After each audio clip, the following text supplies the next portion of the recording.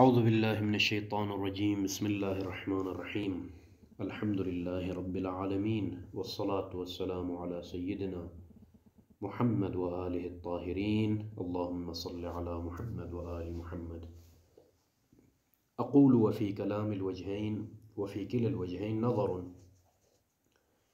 شیخ اعظم انصاری یہاں سے آگے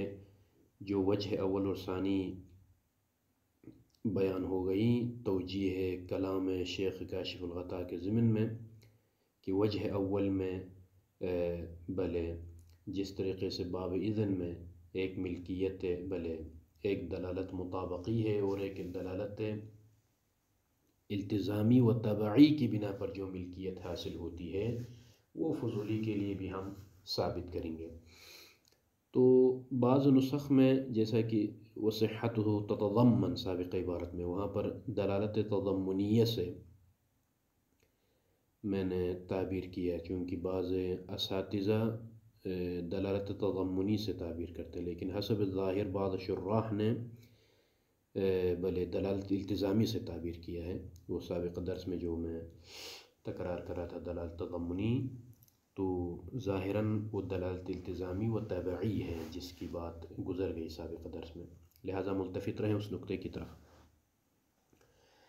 تو آج کس درس میں شیخ اعظم وجہ اول اور وجہ ثانی دونوں پر اعتراض کرتے ہیں۔ وجہ اول کا خلاصہ کیا تھا؟ بھئی باب اذن میں معاطات کی وہ جو تین موارد بیان ہوئے ہیں، باب شراء، باب بیع اور باب عتق، تینوں مثالوں میں ہم نے یہ توجیہ بیان کی کہ جو ہے وہاں پر یہ توجیہ ہے کہ دلالت مطابقی عتق پر ہے مثال اول میں، اور التزاماً و تبعاً جو ہے وہاں پر ملکیت حاصل ہے۔ اسی طرح بیع مالی عندک میں بھی وہی توجیہ بیان کی، اشتر لک بمالی، وہی توجیہات فضولی کے لیے بھی مسئلہ ثالثہ میں ہم بیان کریں گے۔ نتیجے میں معاملہ فضولی کے لیے واقع ہوگا اور کوئی اشکال وارد نہیں ہوگا۔ شیخ اعظم فرماتے ہیں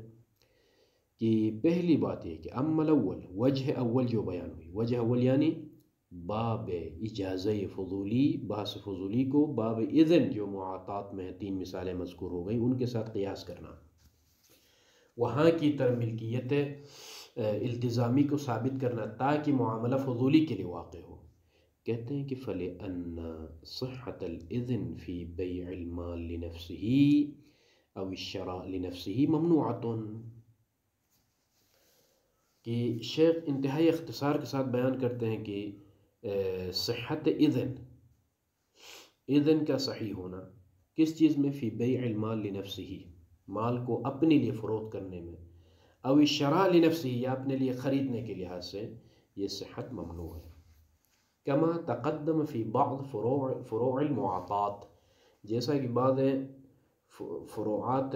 معاطات میں یہ چیز گزر گئی کہ صحت اذن بیع مال لنفسه کے لیے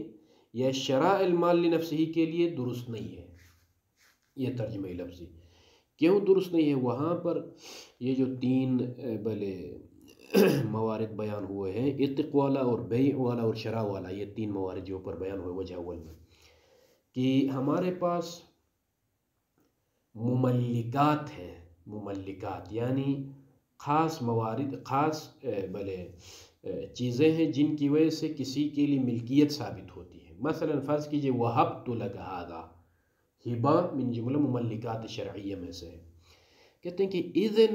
لیس من المملکات الشرعیہ، اذن ان مملکات شرعیہ میں سے نہیں ہے جس کے ذریعے سے کسی کے لیے ہم ملکیت ثابت کریں۔ یعنی میں جب فروخت کرنے کے لیے کسی کو کہتا ہوں کہ یہ مال بیچو، اذن جب دیتا ہوں، یا آزاد کرو یا جو ہے خریدو، تو یہ اذن فی البیع مملک نہیں ہے۔ کسی کو اجازت دینے کا، اذن دینے کا مطلب یہ نہیں ہے کہ وہ دوسرا مالک بن جائے، بلے تو لہٰذا اسی لیے فرماتے ہیں کہ جو ہے ممنوعات، یہ ممنوع ہے جیسے کہ وہاں گزر گیا۔ تو اس کا خلاصہ یہ ہے کہ کچھ امور ہیں ہمارے پاس جو جن کے ذریعے سے ملکیت ثابت ہوتی ہے، اور اذن ان امور میں سے نہیں ہے تائین کی جو ہے ملکیت ثابت ہو جائے۔ مثلا ملکیت ثابت کرنے کے لیے میں کہتا ہوں وَهَبْتُ لَكَ یا مَلَّكْتُكَ هَذَا الْمَالِ، مثلا اس طریقے سے کسی کے لیے ملکیت ثابت کرنی ہوتی ہے. نہیں، وہ اذن ان میں سے نہیں ہے. شرعی جو مملکات ہیں ان میں سے اذن نہیں ہے. لہٰذا بھلے یہ پہلا جواب تعین کہ آپ ملکیت ضمنی کی آپ بات کریں. دوسرا نقطہ یہ ہے کہ مع ان قیاس الاجازہ علی الاذن قیاس مع الفارق، اور آپ نے کہا کہ وہی بات جو باب اذن میں ہم نے کی ہے وہی جو ہے باب اجازہ میں بھی کریں گے. یہ قیاس کرنا درست نہیں ہے. اجازہ کو اذن پر قیاس کرنا، اجازہ مقیس ہے اور اذن مقیس علیہ ہے، اذن پر قیاس کیا جا رہا ہے. یہ قیاس مع الفارق ہے. وہ کیسے؟ لأن الإذن في البيع يحتمل فيه بل أن يوجب من باب الاقتضاء تقدير الملك آن ما قبل البيع. اس لیے کہ بیع میں جو اذن ہے یحتمل فيه، اس میں یہ احتمال دیا جا سکتا، ممکن ہے یہ احتمال ہو کہ ان یوجب، یہ اذن فی البیع موجب بنے کس چیز کا، کس باب سے؟ من باب الاقتضاء موجب بنے کس چیز کا؟ مفعول تقدیر الملک آن ما، معاملہ کرنے سے ایک لحظہ پہلے ملک تقدیری، جس کو اوپر ہم نے بیان کیا کہ ملک التزامی و تضمنی، قبل البیع اس چیز کا موجب بنے، بخلاف الاجازہ، اجازہ کے خلاف. کیوں؟ اس لیے کہ فرق ہے. اذن تب صادر ہوتی ہے جب کوئی کام بائع نے انجام دیا ہی نہیں ہے، یعنی معاملہ انجام دینے سے پہلے مالک کہتا ہے کہ مثلا اذن تو میں نے آپ کو اذن دی ہے، اور اجازے میں سب کچھ فضولی نے کیا ہے معاملہ، پھر اس کے بعد اجازت آتی ہے.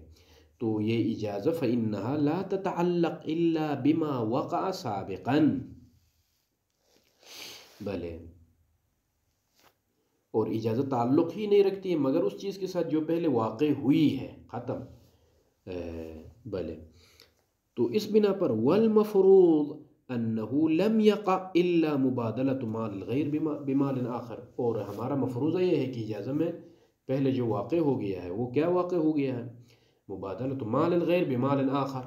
غیر کے مال کو مالک اصلی کے مال کو تبدیل کیا جا رہا ہے دوسرے مال کے عوض میں. مشتری سے مال لے رہا ہے اپنے لیے، ادھر سے مالک اصلی کا مال دے رہا ہے، اسی کے ساتھ اجازت تعلق رکھتی ہے. اور یہ بات بھی پہلے گزر گئی ہے اشکال کی صورت میں کہ بھلے الشیء لا يتغیر اما وقع علیہ، جس حالت پر چیز واقع ہوئی اس پر اس سے متغیر نہیں ہوتی، اسی کے ساتھ اجازت تعلق رکھتی ہے. تو لہذا باب اذن کو، بھلے باب اذن پر اجازہ کو قیاس کرنا، یہ قیاس مع الفارق ہے. اس لیے کہ اذن میں، اذن فی البیع میں یہ احتمال دیا جا سکتا ہے کہ یہ اذن موجب بنے. کس چیز کا موجب بنے؟ تقدیر الملک، ملک فرض کرنے کا. کس کے لیے ملک فرض کرنے کا؟ اس بائع کے لیے ملک فرض کرنے کا موجب بنے. یہ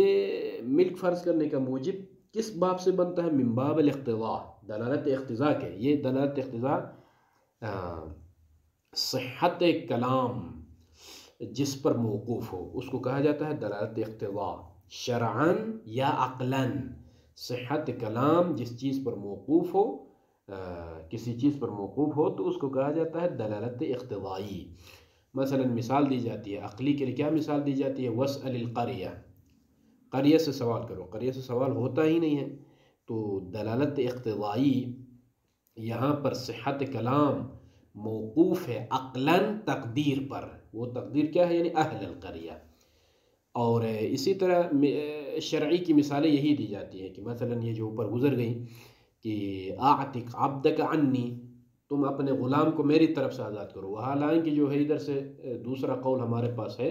کہ لا عتق الا فی ملک، یہ جو ہے قول ہے، قول شارع ہے، لا عتق الا فی ملک. تو اب جو ہے دلالت اقتضاء کا مطلب ہے کہ صونا لکلام الحکیم، کلام حکیم کو غلطی سے بچانے کے لیے دلالت اقتضائی کی بنا پر کسی چیز کو تقدیر میں رکھنا ضروری ہے. تو یہاں پر جو ہے من باب الاقتضاء پہلے ملکیت ثابت کرو، پھر جو ہے کیا ہے آپ کی طرف سے وجود میں آئے گی، یا آپ کی طرف سے بیع، یا آپ کی طرف سے شرع. تو یہ چیز من باب دلالت الاقتضاء ممکن ہے اذن میں ہم ان چیزوں کا انجام دے دیں، اما اجازہ میں گنجائش نہیں ہے، چونکہ وہاں کام واقع ہو چکا ہوتا ہے پھر اس کی اجازت ملتی ہے، تو لہٰذا قیاس کرنا یہ قیاس مال فارق ہے۔ اچھا نعم ہاں لما بنا ہوا علی ملکیت ذالک المال عدوانا او اعتقادا، تو بلے جب فضولی نے یہ بنا رکھا ہے کہ ہوا علی ملکیت ذالک المال، اس مال کی ملکیت پر اس نے چونکہ بنا رکھا، مسئلہ ثالثہ میں ہی یہی ہے، یہ ملکیت پر بنا رکھنا یا عدواناً ہے جو کہ غاصب ہے، او اعتقاداً ہے یعنی جاہلاً بجاہل مرکب، یا جو ہے کسی امارہ کی بنا پر جو کہ واقع سے آشنا نہیں ہے لیکن ظاہری علامات کی بنا پر وہ معتقد ہے کہ میرا مال ہے۔ تو قصد بالمعاوضہ، معاوضہ سے کیا قصد کیا اس فضولی نے؟ رجوع البدل الیہ، بدل اس کی طرف کیا ہو، راجع ہو، یعنی اس مال کا عوض یا بدل آپ کہیں اس کی طرف راجع ہو۔ فالاجازت من المالک، اب آ جائیں مالک کی طرف سے جب اجازت آتی ہے تو پھر یہاں دو صورتیں ہیں آپ کے پاس، ان رجعت الى نفس المبادلہ، اصل مبادلہ، مفہوم مبادلہ، یعنی هذا المال بدل هذا المال، اس مال کے عوض میں یہ مال، اصل مبادلہ جس میں لنفسه یا لغیرہ ماخوذ نہیں ہے، تو افاد الدخول البدل فی ملک المجیز، تو اجازت فائدہ دے گی کس چیز کا؟ اس چیز کا کہ جو ہے بدل ملک مجیز جو کہ مالک اصلی ہے اس کی جیب میں داخل ہو جائے گی۔ وَإِن رَجَعَتْ، لیکن اگر اس اجازت کا متعلق اصل مفہوم مبادلہ نہ ہو بلکہ الی المبادلہ، مبادلہ کی طرف تو ہو اجازت کا بازگشت اور رجوع، لیکن منضمتاً الی بناء العاقد علی تملک المال، وہ مبادلہ جو کہ منظم ہو اس بناء عاقد کے ساتھ، بناء عاقد کس پر ہے؟ علی تملک المال، مال کی ملکیت میری ہو، یعنی خصوصیت، کیونکہ وہ اصل مفہوم مبادلہ تو مال بمال ہے، اس کے ساتھ عاقد نے کیا خصوصیت، کس خصوصیت کا اضافہ کیا، کس قید کا، کہ وہ میری ملکیت میں، لنفسی، یہ لنفسی جو بنا ہے اس کے ساتھ اگر تعلق رکھے، یعنی وہ مبادلہ جو لنفس الفضولی اس کے ساتھ، تو پھر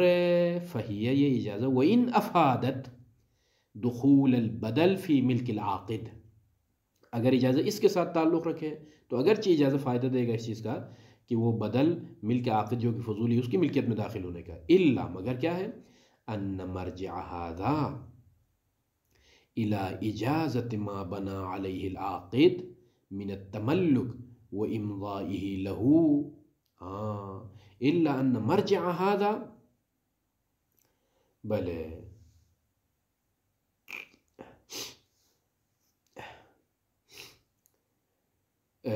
ان مرجع هذا، اس اجازت کا مرجع کس کی طرف ہوگا، یعنی مالک بلے جو فضولی نے جو بنا رکھا ہے اس کی اجازت دینے کا مطلب یہ ہے کہ الی اجازت ما بنا علیہ العاقد، یعنی عاقد نے جس پر بنا رکھا ہے اس کی اجازت کی طرف برگشت ہے، تو وہ کیا بنا رکھا ہے، من التملک و امضائه له، من التملک، تملک کی جو بنا رکھا ہے، تملک پر جو بنا رکھا ہے اس کی طرف بازگشت ہے، و امضائه له، یعنی وہ امضاء المالک الاصلی له، اس فضولی کے لیے امضاء کرنا، بھلے اس کی طرف بازگشت ہے، تو اذ بعد امضائه یقع البیع فی ملک العاقد فیملک البدل، تو پھر اس صورت میں جو ہے کیا ہے، مالک اصلی کی طرف سے امضاء کے بعد بیع واقع ہوگی فی ملک العاقد فیملک البدل، بیع واقع ہوگی ملک عاقد میں، ملک عاقد میں واقع ہونے کا مطلب یہ ہے کہ فیملک البدل، پھر وہ بدل کا مالک بنے گا، مگر کیا مشکل ہے، یہاں اجازت کا مطلب یہی ہوگا کہ جو ہے ملک بلے اجزتو کہنے کا مطلب گویا یہ بیع آپ کی ملکیت میں واقع ہوئی ہے، یعنی آپ نے جو بنا رکھا ہے ملکیت، یعنی میں مالک ہوں کہ کر ایوہ الفضولی، آپ نے جو مالکیت کا بنا رکھا ہے میں اجازت دیتا ہوں، مطلب یہ ہے کہ بیع آپ کی ملکیت میں واقع ہوئی ہے نتیجے میں بدل آپ کی جیب میں داخل ہوگا۔ مگر کیا مشکل ہے، الا ان من المعلوم عدم الدلیل، ہمارے پاس دلیل نہیں ہے کہ علی تأثیر الاجازہ، اجازت کے اس تأثیر پر، کس چیز میں تاثیر، فی تأثیر ذلک البناء فی تحقق متعلقہ شرعا، کہ اجازت میں اتنی قوت ہو کہ بائے فضولی نے جو بنا رکھا ہے اپنی مالکیت پر، بلے وہ چیز متحقق ہو، فی تحقق متعلق ہی، بنا جو رکھا ہے جس چیز پر، اس بنا کا متعلق متحقق ہونے میں اس اجازت کی تاثیر ہو، اس پر ہمارے پاس دلیل نہیں ہے۔ یعنی بائے فضولی نے کیا بنا رکھا ہے کہ یہ جو میں مبیع بیچ رہا ہوں، جس پر اوپر ملکیت کی بنا رکھ کے، تو اس کا بدل میری ملکیت میں آئے گا، یعنی کہ ادھر سے اجزتو، مالک اصلی کی طرف سے اجازہ آنا، یہ اجازہ میں اتنی تاثیر ہو کہ بائے فضولی نے جو بنا رکھا ہے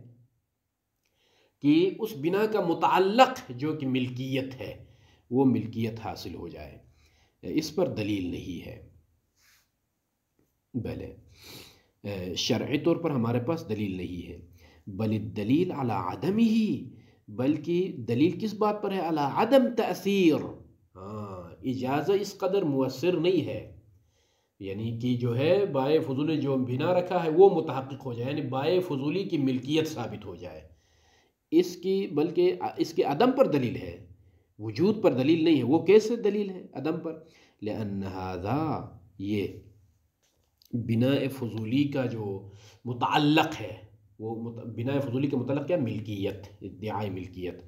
یہ مما لا یؤثر فیہ الاذن، پہلے بیان ہو گیا، جس میں اذن مؤثر نہیں ہے، لأن الاذن فی التملک لا یؤثر التملک، اس لیے کہ اذن فی التملک مؤثر تملک نہیں ہے، یعنی میں نے پہلے عرض کیا کہ اذن مملکات میں سے نہیں ہے، اذن فی البیع، اذن فی الشراء، اذن فی العتق کا مطلب بلے کسی کے لیے ملکیت ثابت کرنا نہیں ہوتا ہے، کیونکہ اذن ان امور میں سے نہیں ہے کہ جو جس کی وجہ سے ملکیت ثابت ہوتی، پہلے بیان ہوا۔ فکیف اجازتہ، کیسے پھر اجازت تملک کی وجہ سے جو ہے کسی کے لیے ملکیت ثابت ہو جائے۔ لہٰذا جب جو ہے اذن جو کہ تصرف سے پہلے اذن واقع ہوتی ہے، جب وہ اذن مؤثر نہیں ہے کسی کی ملکیت ثابت کرنے کے لیے، تو اجازت جو بعد میں آتی ہے وہ کیسے جو ہے کسی کے لیے، کسی کی جو ہے ملکیت ثابت کرے، کسی کی ملکیت کے لیے مؤثر بنے۔ لہذا خلاصۃ الکلام یہ ہے کہ اگر اصل مبادلہ کے ساتھ تعلق رکھے یہ اجازت جو بات میں آتی ہے، تو وہاں پر واضح ہے کہ بدل جو ہے مجید جو کہ مالک اصلی ہے اس کی جیب میں داخل ہو جائے گا، لیکن بناء فضولی جو خصوصیت جس کا اس نے اضافہ کیا ہے، وہ مبادلہ جو کہ منظم ہے اس بناء فضولی کے ساتھ، اس کے ساتھ تعلق رکھے ہیں، تو پھر اس کا بازگشت یہ ہے کہ جو ہے بلے گویا فضولی نے جس پر بنا رکھا ہے اس کی اجازت اس کو مل رہی ہے، اور نتیجے میں گویا یہ بدل بائے فضولی کی ملکیت میں داخل ہو رہا ہے، مگر ہمارے پاس دلیل نہیں ہے کہ اجازت میں اتنی قوت ہو کہ بائے فضولی کی بنا کا متعلق شرعاً متحقق ہو جو کہ ملکیت ہے، متعلق بنا فضولی جو کہ ملکیت ہے، وہ اجازت میں قوت نہیں ہے، ہونے پر ہمارے پاس دلیل نہیں ہے، بلکہ اس کے نہ ہونے پر، یعنی اجازت میں اتنی قوت نہیں ہے کسی کی اس پر دلیل، وہ دلیل یہ ہے کہ ہم نے پہلے بھی بیان کیا کہ جب مملکات شرعیہ میں سے اذن نہیں ہے تو اجازت بطریق اولا ان مملکات میں سے نہیں ہے۔ یہ جواب وجہ اول سے شیخ اعظم انصاری نے دیا، اور وجہ ثانی جو بیان ہوئی کہ بھئی جو ہے ضروری نہیں ہے کہ جو ہے کیا ہے عوضین میں سے ایک کا مالک ہو عاقد تعین کہ اس کا بدل اس کی ملکیت میں منتقل ہو جائے، بلکہ معذون ہونا کافی ہے، لہذا جب بلے اشتری لک بہذا یا بع ھذا لنفسک، تو وہاں پر بس ختم، اذن مل گئی، تو لہذا ادھر سے جو ہے کیا ہے عوض اس کی طرف منتقل ہو جائے گا، مالک ہونا ضروری نہیں ہے۔ شیخ فرماتے کہ وَأَمَّا الثَّانِي فَلِمَا عَرَفْتَ مِن مُنَافَاتِ لِحَقِيقَةِ الْبَيْعِ الَّتِي هِيَ الْمُبَادَلَةِ، معاوضہ حقیقی کے خلاف ہے، معاوضہ حقیقی کے خلاف ہے کہ جو ہے میں اس کو بیع کے لیے اجازت دے رہا ہوں، شراء کی اجازت دے رہا ہوں، اس کی وجہ سے مال میری ملکیت سے خارج ہو اور ادھر سے جو ہے اس کی قیمت جو ہے بائع فضولی کی جیب میں جائے، یہ حقیقت بیع کے خلاف ہے۔ ولذا اسی لیے صرح العلامہ فی غیر موضع من کتبہ تارۃ کیا بأنہ لا یتصور، یہ مقام تصور میں ہی گنجائش نہیں تصور کرنا۔ کبھی کیا تعبیر کیا بأنہ لا يعقل ان یشتری الانسان لنفسہ بمال غیرہ شیئا، اس طریقے سے تعبیر کیا ہے۔ بل ادعا بعضهم، بعض علماء نے یہ دعویٰ کیا ہے کہ فی مسئلۃ قبض المبیع، اس مسئلے میں کیا دعویٰ کیا ہے، عدم الخلاف فی بطلان قول مالک الثمن، مالک ثمن کا اس قول کے بطلان میں کوئی خلاف نہیں۔ کیا قول، اشتری لنفسک بہ طعاما، یہ لو میرے پاس 5000 دینار ہے، اپنے لیے طعام خریدو، اس کے بطلان پر جو ہے کوئی خلاف نہیں ہے کہا۔ اور یہ متوجہ رہے کہ پہلے بھی بیان کیا ہے کہ جو ہے ہبہ کے طور پر یا ہدیے کے طور پر یہ اور چیز ہے، لیکن جو ہے غیر کو نازل منزلے مالک فرض کیے بغیر اس طرح کرنا یہ باطل ہے۔ وقد صرح به الشیخ والمحقق وغیرہما، ان تمام نے اس بطلان کے بارے میں صراحت کے ساتھ بیان کیا ہے۔ نعم سیأتی فی مسئلہ جواز تتبع، یہاں سے شیخ استدراک کرتے ہیں جواب ثانی سے، جو وجہ ثانی سے جو جواب دیا ہے، انشاءاللہ تعالی آنے والے درس میں بیان ہوگا۔ وصلی اللہ علی محمد وآلہ الطاہرین۔